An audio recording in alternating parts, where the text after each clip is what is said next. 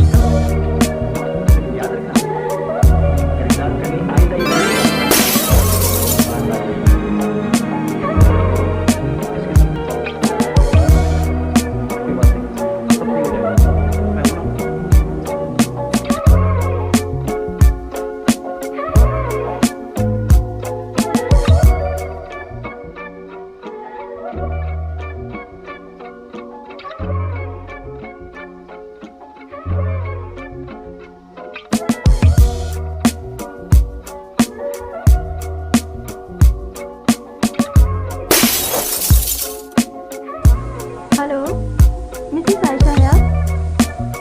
ओह, तो आयशा सज्जाद से आयशा हयात मरने की खबर है ना? मगर सीटी वालों ने भी इसकी तस्दीक की थी। तुम ये क्यों नहीं कहती आयशा? सब बन गई हैं यार।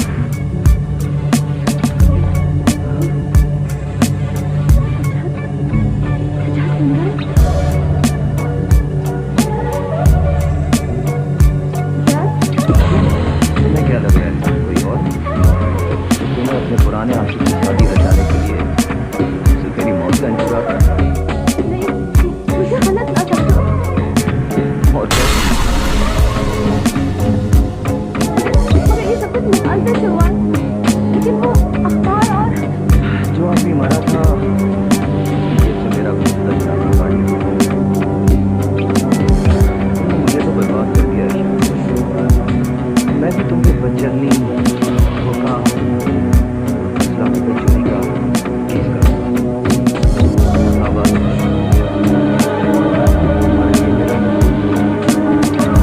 मेरे दिल में जगह इसे सब ना बनो, वरना मैं जीते जी मर जाऊंगी। मुझ पे रहम खाओ, मुझे बताओ मैं क्या करूं। तुमने मुझे तो बर्बाद कर दिया है। तो मैं नहीं चाहता कि तुम बर्बाद हो। सुना है तुम्हारा शौहर तुमसे बहुत मोहब्बत करता है, और यह भी अमीर बाप का इंसान।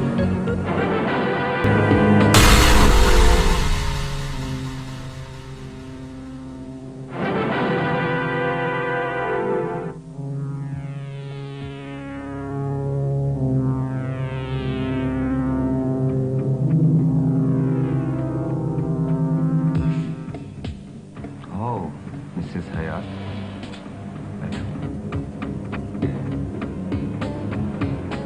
वाह वाह वाह, लगता है दूसरी शादी रास आती तुम्हें। क्या रंग निकला है। ऐशो आराम की जिंदगी ने तो तुम्हारा स्टाइल ही चेंज कर दिया है।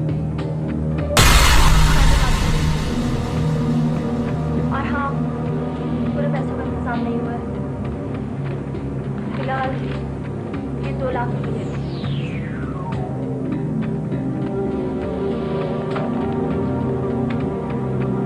सोच लो मिसेस हयात, तुम्हारा शौहर मुझसे छुटकारा पाने के लिए 5 लाख क्या, उससे कहीं ज्यादा रकम अदा कर सकता है, लेकिन तुम्हारा खेल खत्म हो जाएगा। तुमने तो जिंदगी को खेल ही समझ रखा है। इस तरह रोज रोज मरने से तो बेहतर है हमारा एक ही दफा में खेल खत्म हो जाए। लेकिन मैं हयात का एतबार किसी कीमत पे खोना नहीं चाहती। यही डर है। सही कहा, और डरना भी चाहिए।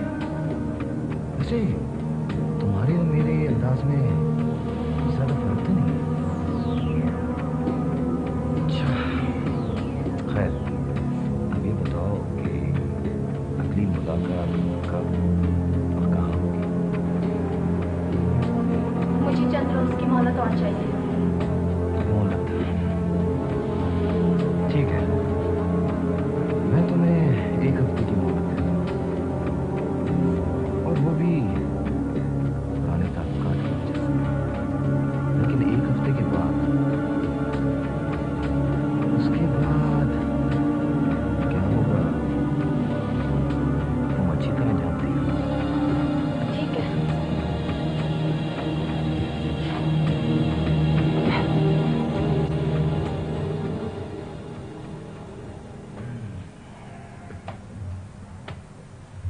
मजा आएगा। आ जाओ। क्या बात है बाबा? बीबी जी, एक साहब आए थे, ये लिफाफा दे गए कि मैं आपको दे दूं। लिफाफा? हाँ जी। क्या है ये?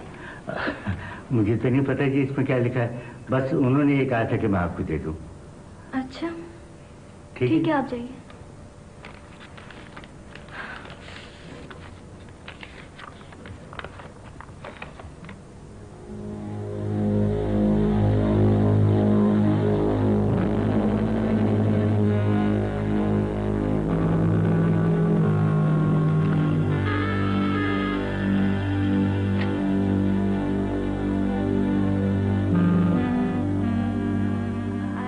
अरे आप गए नहीं? नहीं, वो मैं तुम्हें ये तो बताना ही भूल गया कि आज शाम हमें एक पार्टी पर जाना है। ड्यूटी तो ये डैडी की थी, लेकिन मेरे सर डर गई। अच्छा, अभी मेरे बाद कोई आया तो नहीं था यहाँ पर? आपके बाद? नहीं तो, यहाँ तो कोई नहीं आया। किसी को आना था क्या? नहीं। और वैसे भी आपको गए हुए देर कितनी हुई है? हाँ, मैं खैर ऐसे ही पूछ रहा था। खैर छोड़ो, शाम को तुम तैयार रहना, ठीक है? हमें पार्टी पर जाना है। Okay okay, bye. Bye.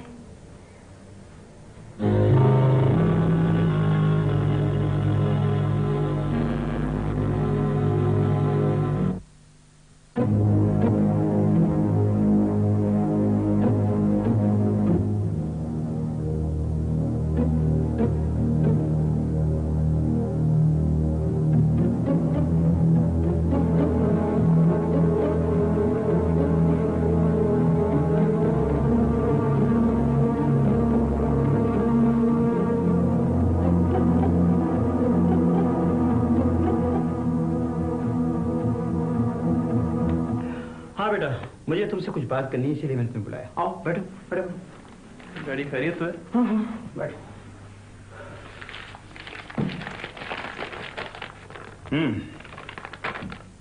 Dear Ayesha, मुझे 5 लाख रुपए का इंतजार कब तक करना होगा? नीज ये रकम मैं खुद लेने आऊं या तुम खुद पहुंचाओगी? अब मजीद इंतजार मेरे लिए नामुमकिन है। इसका जवाब मुझे आज चाहिए। मैं शाम 6 बजे तुम्हें फोन करूंगा। ये क्या है डैडी? ये तुम्हारी भोली भाली मासूम बीवी का कारनामा है बेटा। उसे तुमसे मोहब्बत कुछ नहीं है। ये सब कुछ हमें लूटने के लिए ड्रामा किया जा रहा है। वो और सज्जाद ड्रामा कर रहे हैं। सज्जाद जिंदा है।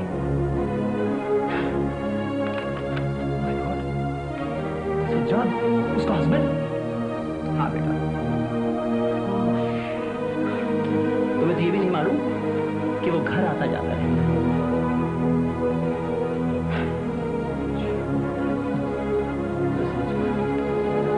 तो वो शख्स सज्जाद है।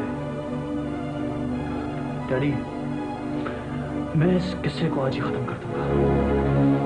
मैं इस किस्से को आज ही खत्म कर दूंगा। ना, बिल्कुल नहीं बेटा।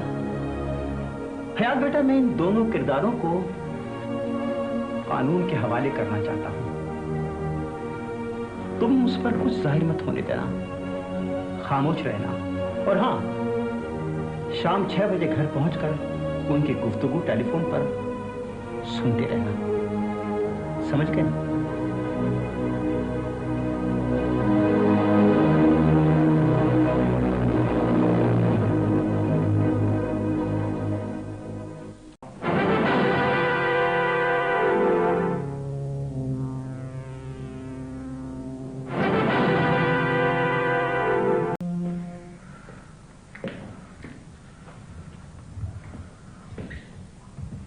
वो गई कहां है? पता नहीं। जमाल बता रहा है कि अपनी किसी बीमार सहेली से मिलने गई है।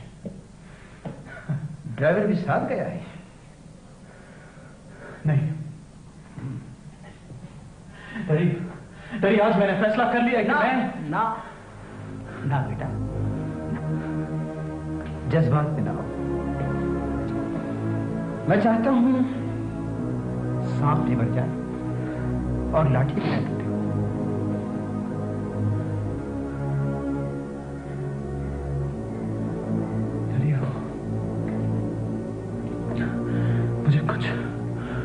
मुझे कुछ समझ में नहीं आ रहा है, बिल्कुल समझ में नहीं आ रहा है। लगता है मैं पागल हो जाऊंगा। आपको पता है डैडी, मैं पागल हो जाऊंगा। सब्र से काम लो बेटा, सब्र से काम लो। खामोश रहो, उस पर कुछ जाहिर मत होने दो। देखो आगे क्या होता है।